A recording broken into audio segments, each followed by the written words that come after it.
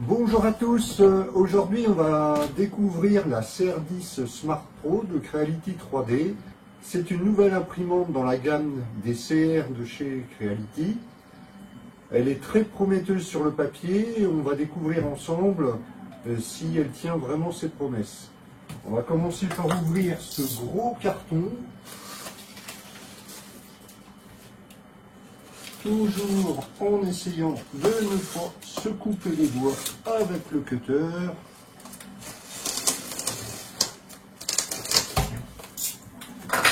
Voilà qui est fait.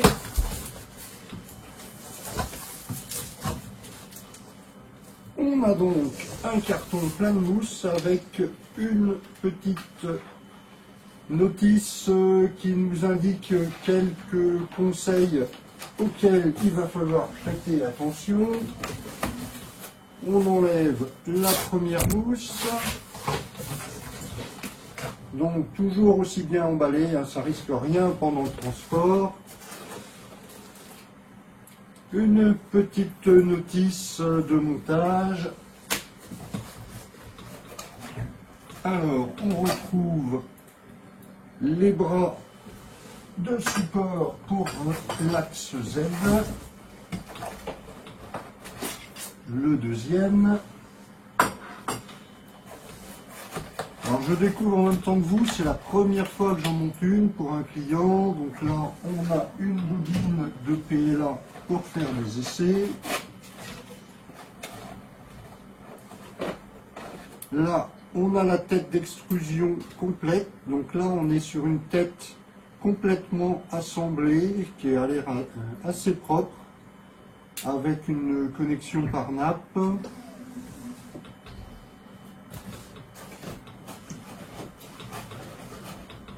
trouve ensuite, faut l'attraper, il est bien planqué dans le fond, le support bobine avec la détection de fin de filament.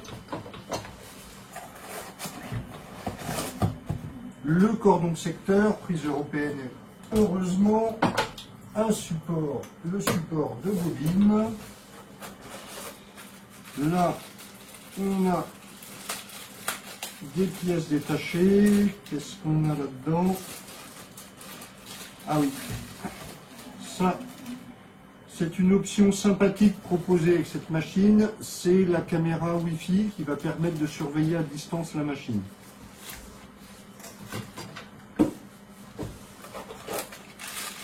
Les vis,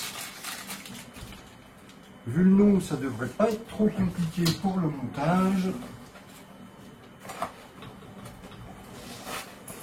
On va retirer la mousse, ça va être plus pratique.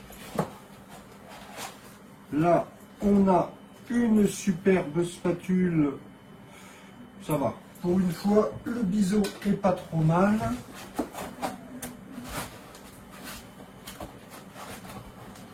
Ici, on retrouve l'écran qui est toujours très facile à attraper. Bon, la taille a l'air raisonnable. C'est plutôt lourd. Donc ça inspire pas mal au niveau de la qualité. On va se débarrasser des mousses. Encore une.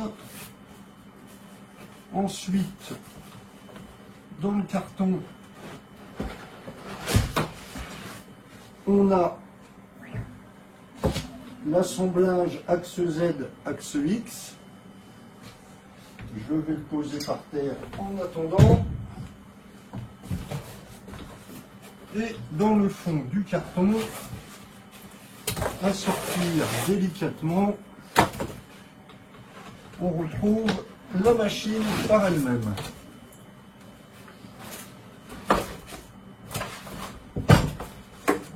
Voilà, donc là, première impression, je vais pousser le carton histoire de voir un peu plus clair. Hop.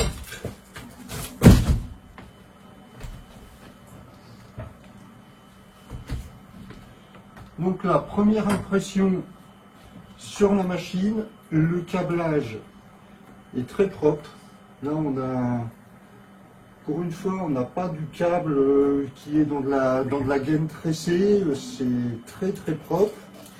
Là, on a le câble pour axe X et la tête de pression.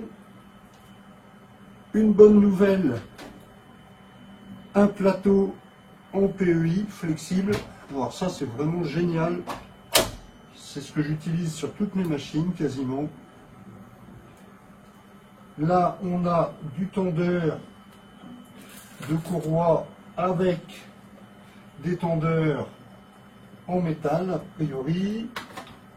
Une petite trousse, une petite boîte à outils.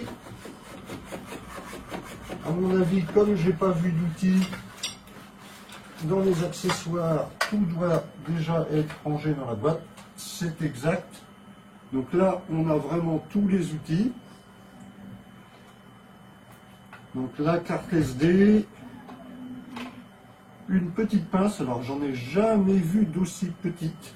Bon, à savoir si ça va être pratique à l'usage, j'ai un petit doute là-dessus.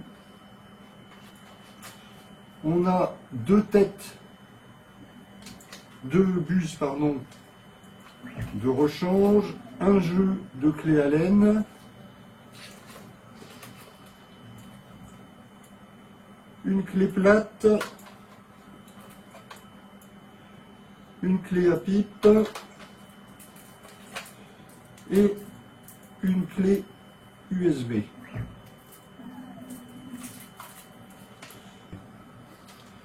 Je remets ça en place.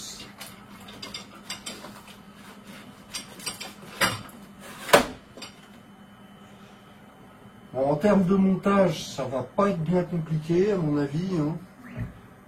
On a juste une connexion ici pour l'écran, les fixations ici pour l'axe Z et X. On va s'attaquer à tout ça.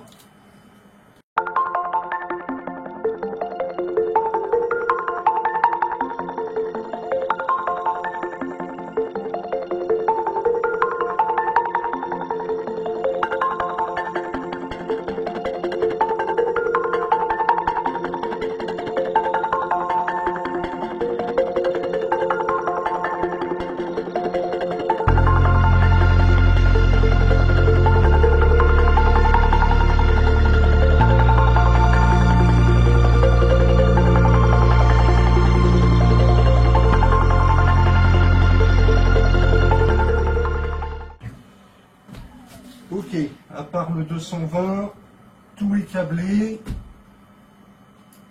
On va regarder maintenant un petit peu plus en détail la machine. La machine est montée, donc c'est très très propre. Vous avez ici le capteur de fin de filament. Vous avez un bandeau d'éclairage LED qui permet de voir ce qui se passe. Vous pouvez remarquer ici la courroie de synchronisation des axes Z.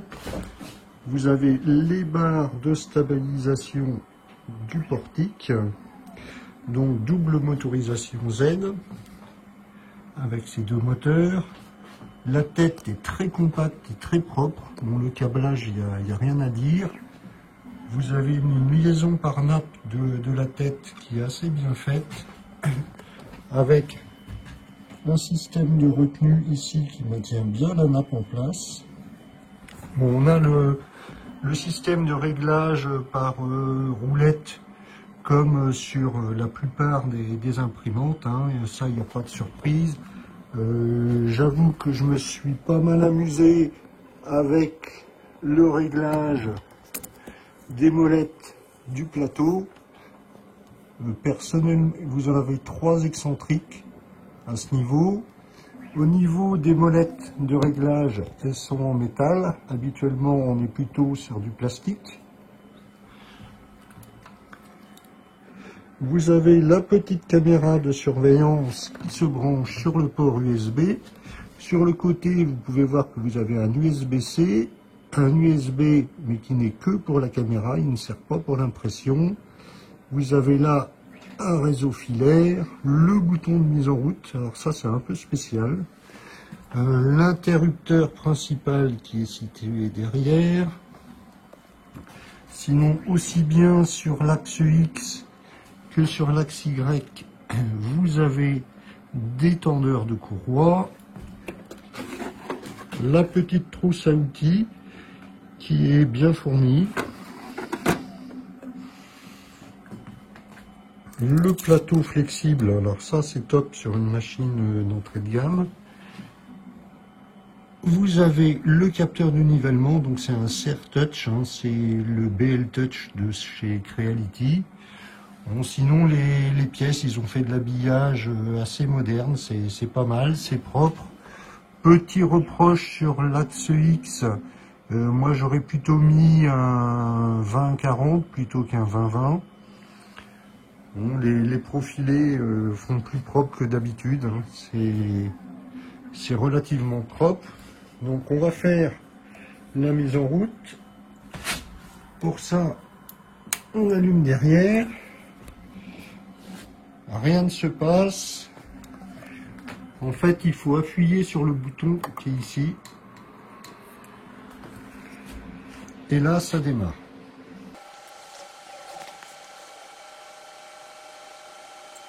Voilà. Elle est démarrée. L'éclairage s'est mis en route.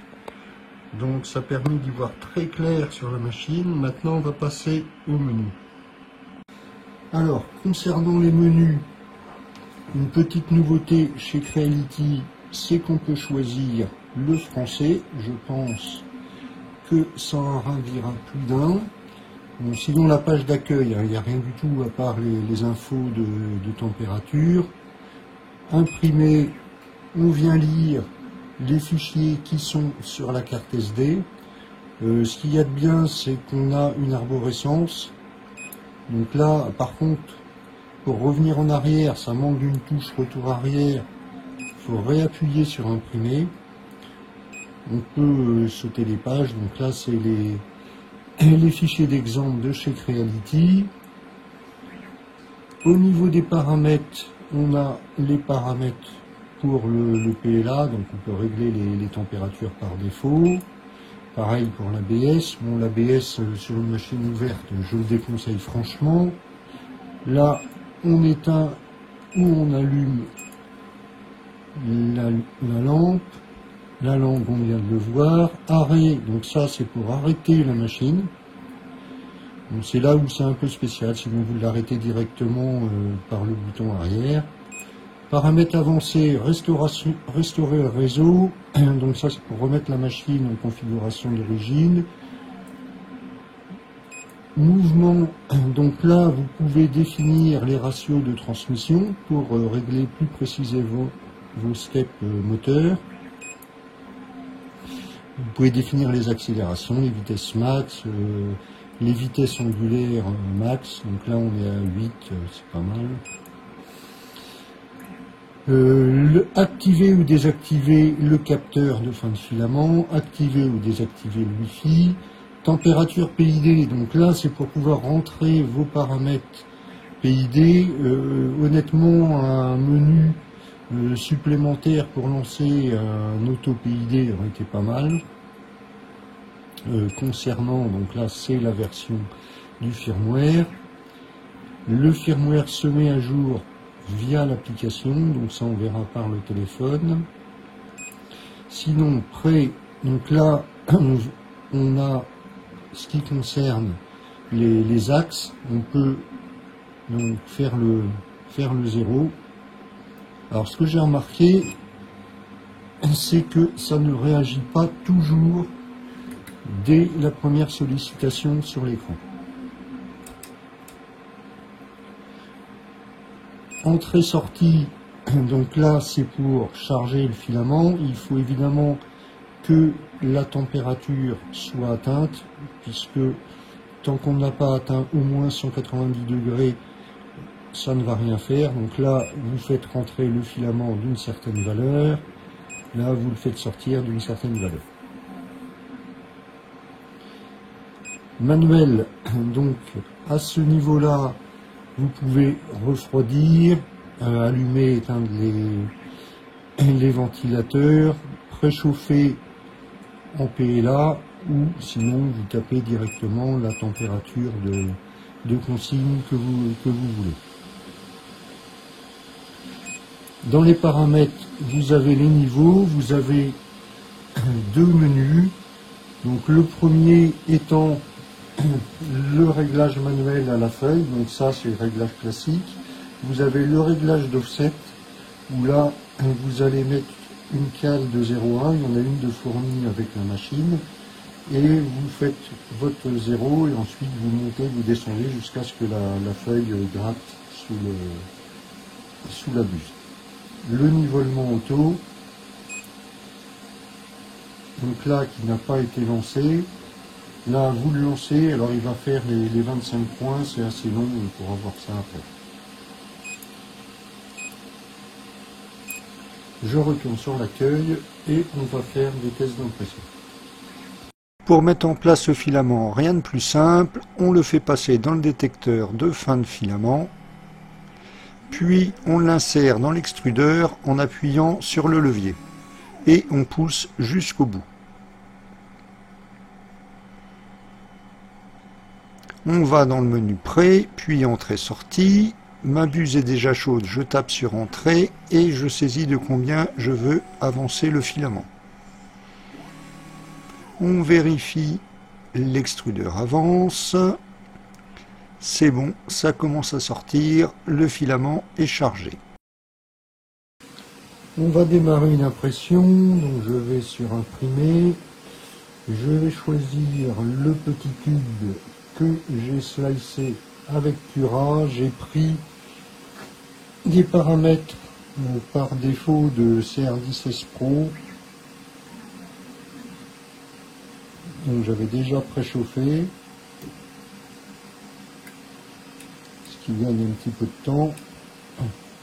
La machine va faire son 0.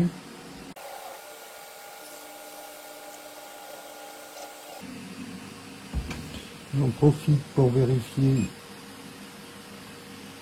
Oui, on peut régler des paramètres,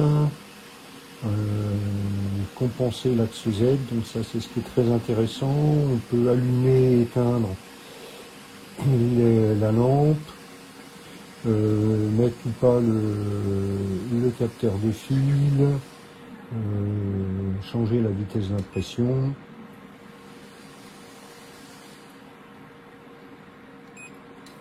Donc ça, il suffit de cliquer sur un des paramètres ici. Donc j'ai rajouté un G29 dans mon G-code, ce qui fait que la machine va faire un auto-level avant de démarrer. L'auto-level est très long. Là, je l'ai accéléré sur la vidéo. Vous n'êtes pas obligé de le lancer à chaque impression et vous pouvez réutiliser le précédent.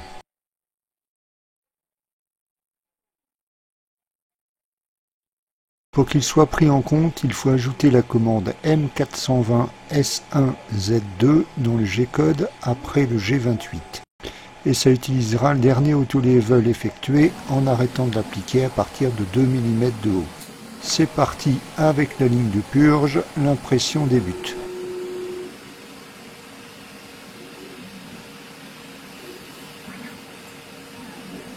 Je vérifie la hauteur de couche.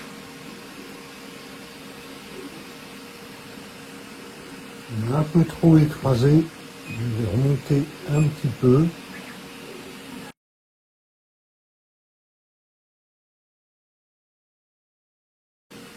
Là c'est pas mal. On va la laisser travailler.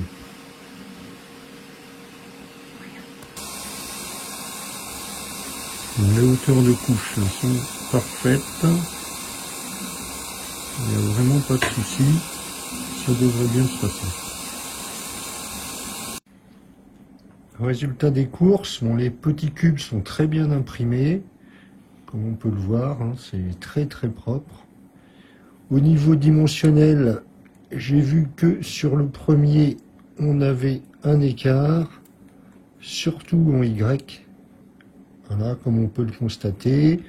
En Z, c'était OK. J'ai ajusté les steps en Y. Et là, on voit que c'est un peu trop écrasé. Donc, je vais remonter un petit peu. Voilà, comme on peut le voir, hein, c'est très très propre. Au niveau dimensionnel, j'ai vu que sur le premier, on avait un écart, surtout en Y. Voilà, comme on peut le constater. En Z, c'était OK. J'ai ajusté les steps en Y. Et là, on voit que c'est un peu trop écrasé. Et donc là en X on est toujours OK. Et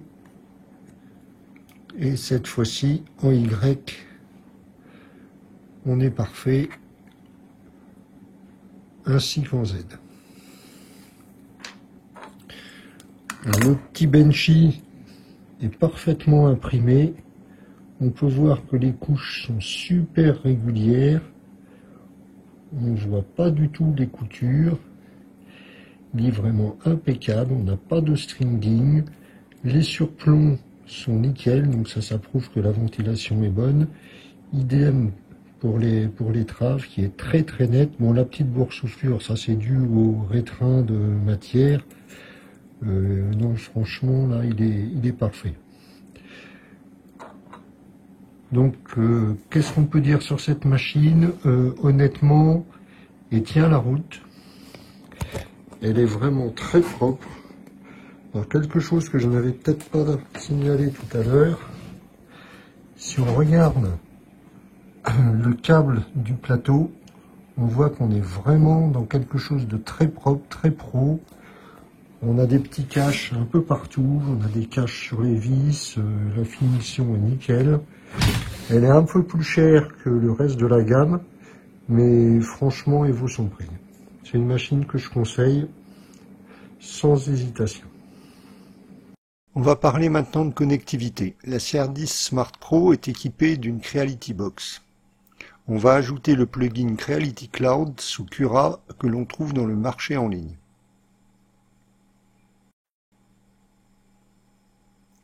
Vous l'installez et vous redémarrez Cura.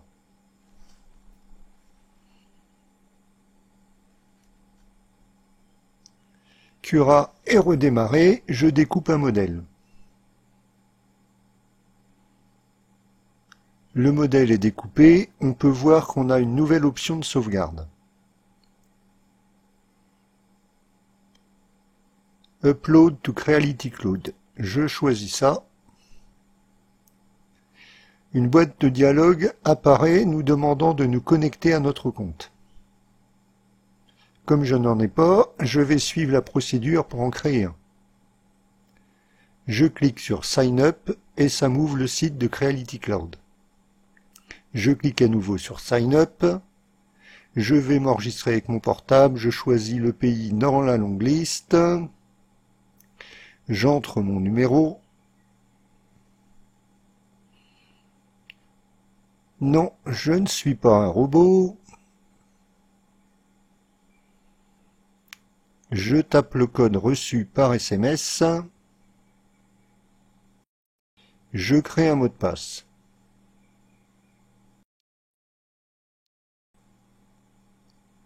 Et je m'enregistre.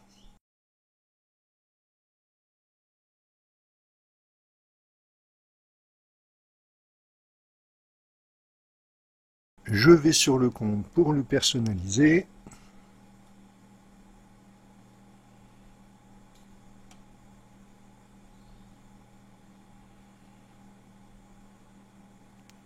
Je change juste mon nom car pas envie de donner plus d'infos.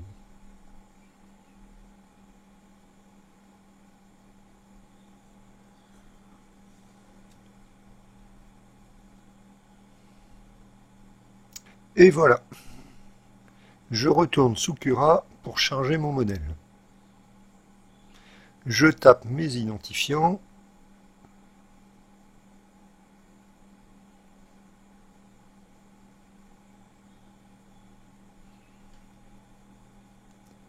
Et je me connecte. Je donne un nom à mon modèle. Et le voilà parti dans les nuages.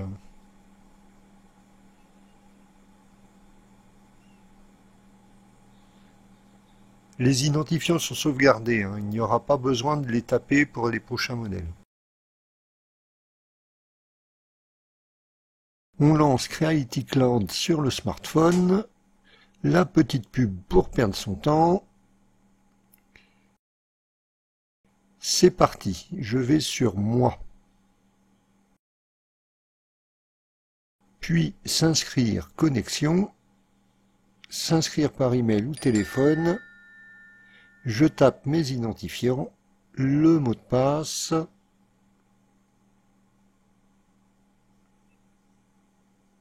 c'est bien moi. Je vais sur Appareil, Ajouter un appareil, je choisis la CR10, je suis les instructions, je choisis la Creality Box de ma CR10, je configure le réseau, je choisis le Wi-Fi, oui, j'ai compris, je choisis mon réseau, et je tape le mot de passe de mon réseau. Je confirme, le réseau se configure sur la machine, c'est terminé, j'ai une belle CR10 Smart Pro configurée dans mes appareils. Je retourne sur moi, puis mes découpes. Dans les publications, je retrouve mon modèle que je vais imprimer. Je choisis la CR10 Smart Pro. Oui, je confirme. C'est parti pour l'impression. Après le chargement du fichier, la buse et le plateau vont se mettre en chauffe. C'est aussi long qu'une chauffe normale.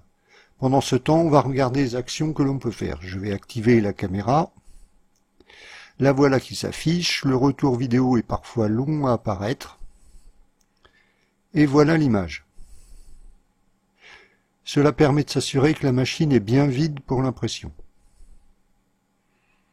On va accélérer un peu la vidéo pendant la chauffe. Vous pouvez aussi agir sur différents paramètres en mode manuel. Si je clique sur buse, cela permet d'afficher mais aussi de modifier la température de consigne. Je coupe la caméra pour y voir plus clair, je regarde la température du plateau, je referme les paramètres et je remets ma caméra. C'est bon, la surveillance vidéo est retrouvée.